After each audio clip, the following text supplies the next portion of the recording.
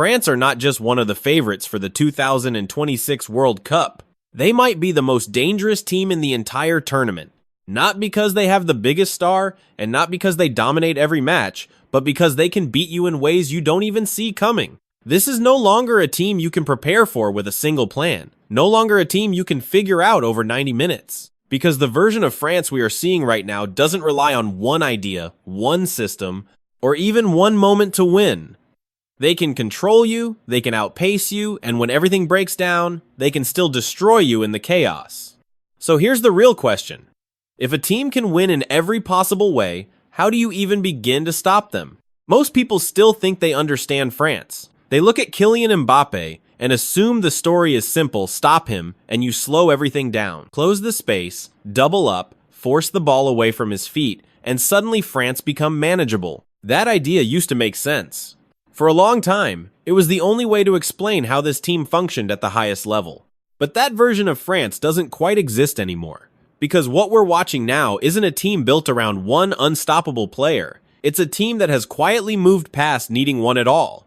Mbappe is still the headline, still the threat that bends defensive lines before the attack even begins. But the system around him has changed. You're no longer facing one problem, you're facing layers. And once a team stops relying on a single solution, stopping their biggest star doesn't solve the game anymore. It only reveals the next problem waiting behind it. If you go back to UEFA Euro 2024, the feeling around France was different. They were respected, absolutely. No one wanted to face them. No one expected them to collapse. But fear? Real fear? That wasn't quite there. This was a team that looked solid, disciplined, and almost impossible to break down, but at the same time, strangely limited going forward. They scored just 4 goals across the entire tournament. 4. And when you look closer, even that number feels generous. Very little came from open play. Very little from moments of real attacking clarity. Instead, it was set pieces, penalties, deflections, the kind of goals that keep you alive, but rarely define a champion. Watching them attack often felt like waiting for something that never fully arrived. The structure was there, the control was there, but the spark wasn't. And that created a strange contradiction, because defensively, France were everything you'd expect from a top-tier international side, organized, compact, difficult to break. But offensively, they felt restrained, almost cautious to a fault. They could control a game, slow it down, suffocate the opponent, but when it came to turning that control into something decisive, something dangerous, they hesitated. They went out in the semifinal, losing 2-1 to Spain, and when it ended, there was no shock. Just a quiet realization that this version of France, for all its strength, wasn't built to overwhelm anyone. It was a team you respected, but not one you truly feared. And this is usually where a story like this breaks. A team hits that ceiling, realizes something isn't working, and starts over. New ideas, new structure, sometimes even a new identity. France didn't do that. They kept the same core, the same discipline, the same foundation that made them so hard to beat. But instead of rebuilding, they adjusted. At first, the change wasn't obvious. It showed up in moments, small sequences, where the tempo suddenly increased, where decisions were made earlier, sharper, more direct, and then those moments started to connect. One of the clearest signs came in the Nations League against Croatia. France went 2 goals down, and a year earlier, that kind of situation might have led to slow, predictable pressure with little end product. But this time, the reaction was different. The pace changed, the intent changed, and suddenly the game felt open, unpredictable.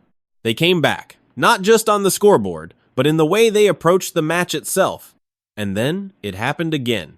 A chaotic, end-to-end game against Spain that finished 5-4. On paper, it was a loss. In reality, it revealed something far more important. France were no longer dependent on control to survive. And once a team becomes comfortable outside of control, the entire way you play against them has to change. From that point on, France stopped looking like a team trying to control every detail of a match. They became a team that understood exactly when to control and when to accelerate. Because what changed wasn't just their attacking output, it was their ability to switch between different modes of play without warning. One moment, they could slow the game down, recycle possession, and keep everything structured. The next, they could break forward with speed and intent, turning a stable situation into a decisive attack in seconds. And that's where the real evolution becomes clear. France no longer rely on a single rhythm. They can play through you, around you, or past you. They can dominate possession if needed, but they don't depend on it.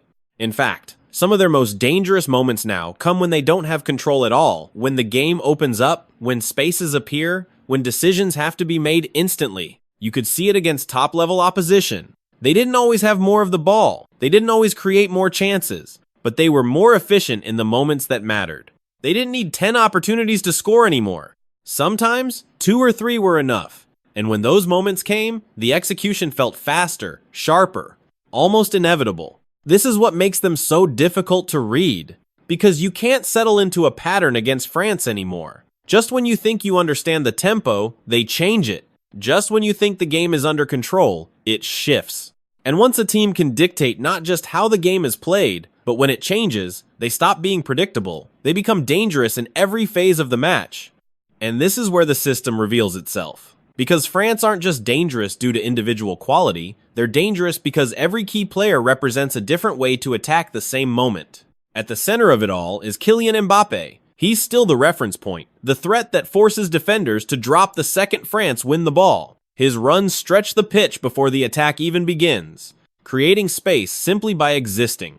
But what makes this version of France different is what happens around him. Michael Olise operates in a completely different rhythm. He doesn't rush the game, he reads it. He's the player who pauses just long enough to draw defenders in, then delivers the pass that breaks them apart. Where Mbappe creates space with speed, Olise creates it with timing. Then there's Ousmane Dembélé, who brings something far less predictable. He doesn't wait for structure to form, he disrupts it. One carry, one change of direction, and suddenly the defensive shape collapses into panic. He turns organized defending into chaos in seconds. And inside the box, Hugo Ekitike plays a different role again. He doesn't need long build-up. He attacks space early, arrives before defenders are set, and finishes moves before they've fully developed. It feels like he's always one step ahead of the moment. Behind them, Aurélien Tchouameni holds everything together. He stabilizes transitions, recycles possession, and gives France the option to reset. But more often than not, they don't reset, they go again.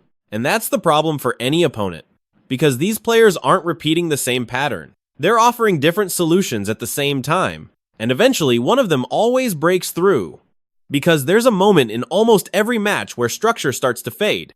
The press doesn't quite connect, the lines stretch, one transition becomes 2, and suddenly the game stops making perfect sense. This is the phase most teams try to avoid. It's where control disappears, where mistakes happen, where matches slip away. But for France, this is where everything clicks. When the game becomes chaotic, they don't look uncomfortable, they look activated.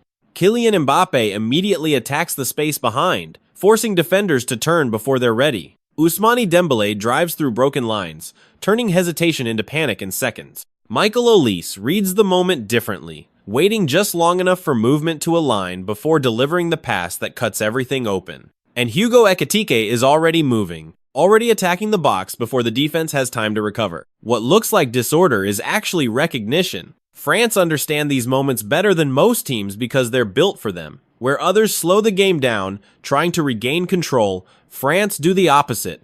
They attack the instability itself, and that changes everything. Because forcing France into an uncomfortable game doesn't weaken them anymore, it plays directly into their hands. The situations that are supposed to create problems have become their biggest advantage.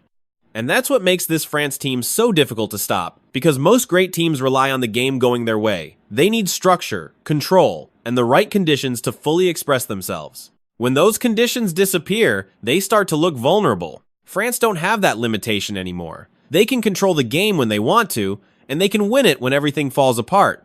They don't rely on one rhythm, one system, or one solution. They adapt in real time, shifting between control and chaos without losing their identity.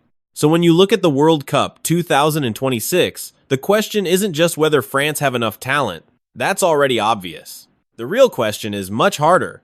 What do you do against a team that can beat you when the game is controlled and beat you again when it isn't? Because at that point, you're not just facing a strong team. You're facing a tournament machine.